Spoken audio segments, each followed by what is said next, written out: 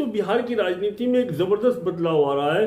बिहार की एक बड़ी पार्टी यानी राष्ट्रीय प्रगति पार्टी का विलय राष्ट्रीय जनता दल के साथ में हो गया है। इतना ही नहीं, भाजपा के बड़े बड़े नेता और अन्य छोटे दलों के नेता बड़े पैमाने पर राष्ट्रीय जनता दल के साथ में आते हुए नजर आ रहे हैं। और इस मौके पर तेजस्वी यादव का जोश और उसका खरोश देखने लायक है। तेजस्वी यादव ने कहा कि हम जब इस सरकार में थे, यानी महागठबंधन की सरकार 17 महीने की हुई, तो हमने बिहार का नक्शा ही बदल के रख दिया था। यानी उन्होंने बतलाया कि हमने 17 महीने की सरकार जो महागठबंधन की चली, तेजस्वी यादव ने दावा किया कि उस दौरान के अंदर हमने लगभग 5 लाख सरकारी नौकरियां मुहैया कराई। लेकिन उसके बाद में जो एनडीए की सरकार है, यानी नीतीश कुमार जी की सरकार आई, तो हम 3.5 लाख नौकरियां रिक्त छोड़कर आए थे। जो ये डबल इंजन की सरकार उसको आज तक भी भर नहीं पाई है। ये सबसे बड़ी विफलता है इस सरकार की कि उसने नौजवानों को बेरोजगार रखा, लेकिन उन रिक्त नौकरियों को उसने पूर्ण नहीं करा, उसको भर नहीं पाई। दोस्तों, हकीकत तो यह है कि ये तमाम पार्टियां छोटी मोटी और भाजपा के वरिष्ठ नेता और राष्ट्रीय प्रगति पार्टी के बड़े नेता अपने समर्थकों के साथ में जब राष्ट्रीय जनता दल के साथ में जुड़े हैं, तो इससे भाजपा को बहुत जबरदस्त नुकसान हुआ और भाजपा को जबरदस्त झटका लगा है। इसमें कोई शक की बात ही नहीं है।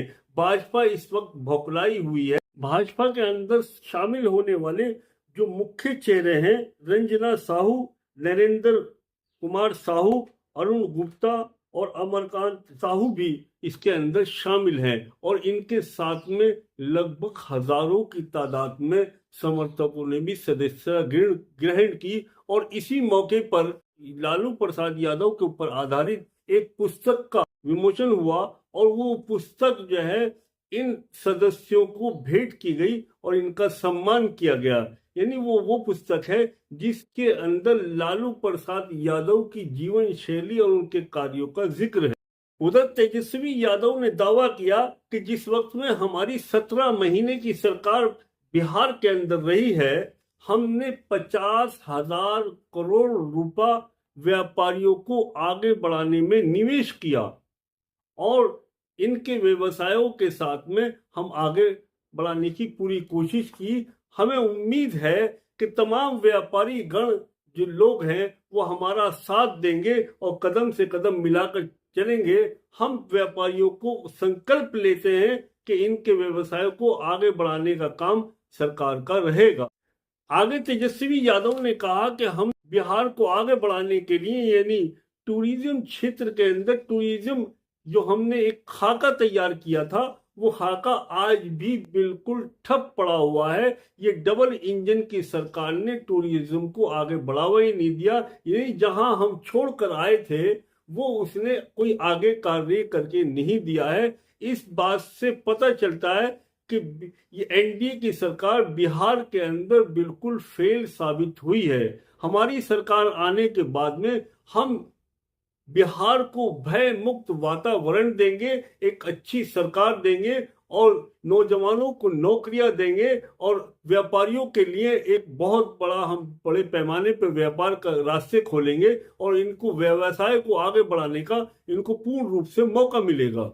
उधर दूसरी तरफ से खबर आ रही है कि एनडीए के संजय कुमार सिंह ने कहा एनडीए बहुमत में आता है तो उसके बाद में चुनाव होगा और विधायक दल का नेता चुना जाएगा और वही सीएम का चेहरा होगा।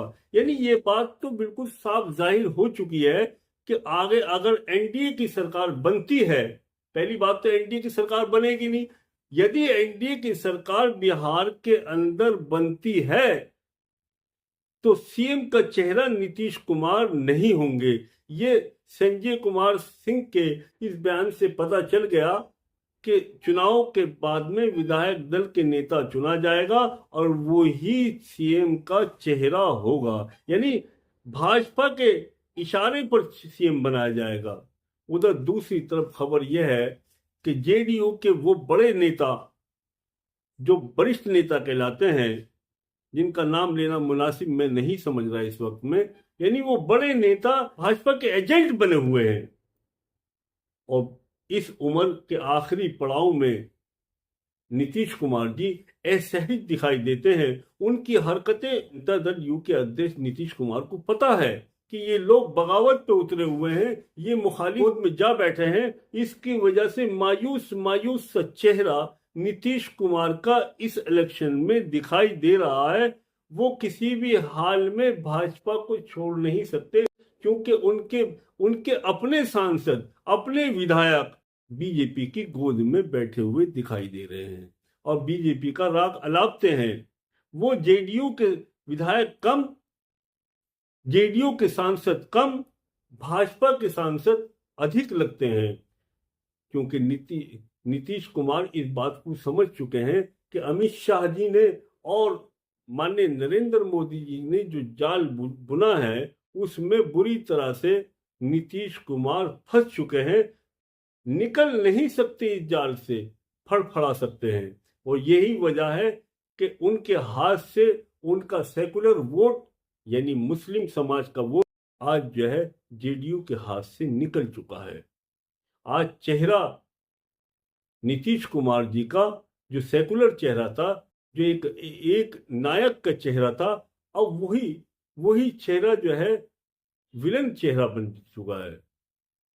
लोग अब खलनायक की भूमिका में नीतीश कुमार को देखते हैं। यानी वो जो जिन मुसलमानों ने हमेशा नीतीश कुमार के अलावा किसी को वोट देना ही अच्छा नहीं समझा, वही मुसलमान आज नीतीश कुमार से पूरी तरह से कटा हुआ है और इसका फायदा आरजेडी पूरी तरह से उठाने के मौके की तलाश में लगी हुई है। आरजेडी ने जो अपना जाल बिछाया है वो कहीं से कहीं कामयाब होती नजर आ रही है। यानी नौजवान नेता ये तेजस्वी यादव, कहने को उम्र कम है लेकिन इसके पास में जो तजर्बा है, अपने पिताजी से जो तजर्बा हासिल हुआ, लालू प्रसाद यादव से जो उनको विरासत में सियासत मिली है, वो देखने लायक है कि उसने तमाम जितने भी क्षेत्रीय दल के नेता हैं, छोटे मोटे, जहां तक के एआईयू के जो नेता हैं, वो भी तेजस्वी यादव के संपर्क में हैं। इससे बड़ी और क्या बात होगी कि ओवैसी के विधायक भी तेजस्वी यादव के संपर्क में है। ओवैसी के विधायक भी ये समझते हैं वोट की आवश्यकता जो है वो तेजस्वी यादव को है। और वक्फ बोर्ड बिल के ऊपर अगर हम अपनी नाराजगी जाहिर करने का हमारे पास में कोई हथियार है तो वो आरजेडी है, यानी तेजस्वी यादव है। तेजस्वी यादव ने अपनी भूमिका को इस तरह से बिछाया हुआ है, अपनी राजनीतिक बिसात ऐसी बिछा दी है जिसकी वजह से कांग्रेस के खेमे के अंदर उदासी है, घबराहट है, बौखलाहट है। आपने देखा कि मधुबनी के अंदर जो 24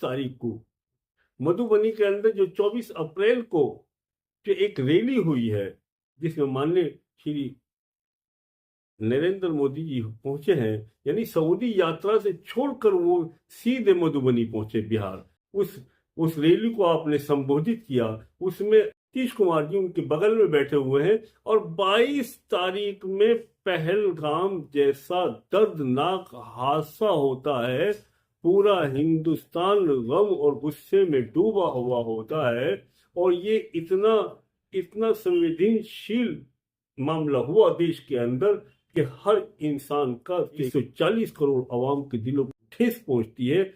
लेकिन माननीय प्रधानमंत्री, इस देश का राजा, इस देश का नेता ऐसे संवेदनशील मामले की तरफ ध्यान न देते हुए वो सीधा बिहार का रुख करते हैं।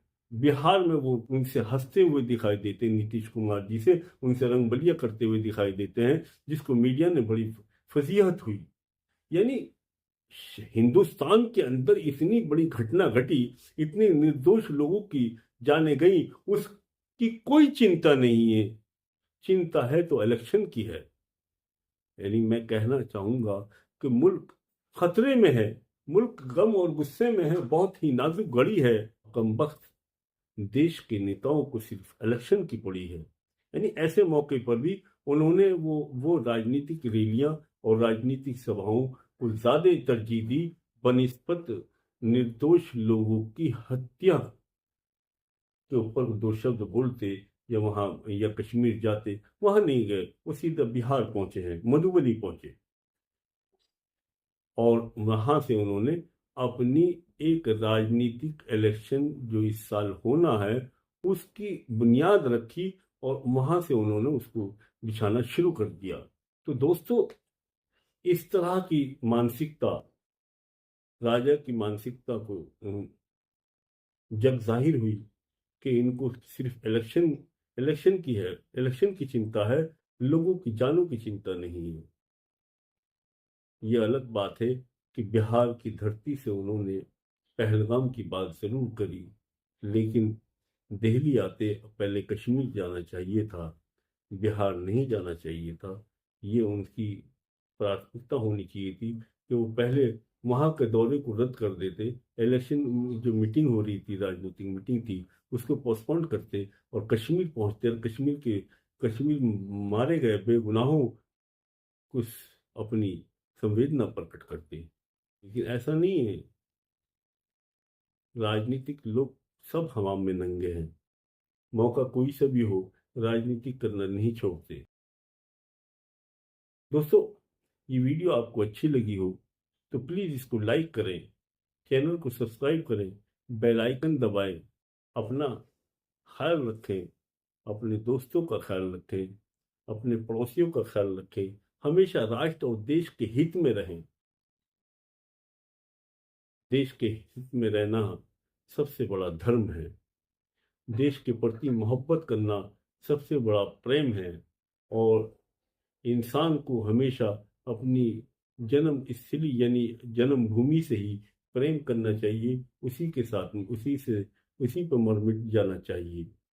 यानी अपने मुल्क से मोहब्बत करना मुसलमान इस्लाम धर्म के अंदर आधा ईमान है।